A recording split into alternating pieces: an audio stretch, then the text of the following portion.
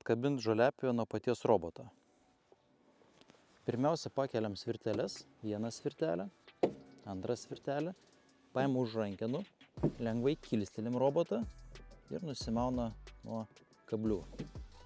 Tada pakeliam guminę apsaugą, pasukam prieš laikrodžio rodyklę jungtį, atsitraukiam, nusiima žoliapjovę.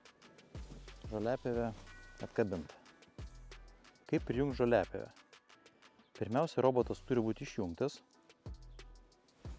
Tada pritraukiam žoliapjovę arčiau, atlenkiam guminę apsaugą, įkišam jungtelę į lizdą, stumtelim, kol pati užsifiksuoja. Paleidžiam guminę apsaugą, imam už rankenų, įstatom apatinės skylės, viršutinės skylės, atlenkiam svirteles, už rankenos pastumam į priekį ir žoliapjovė užkabinta.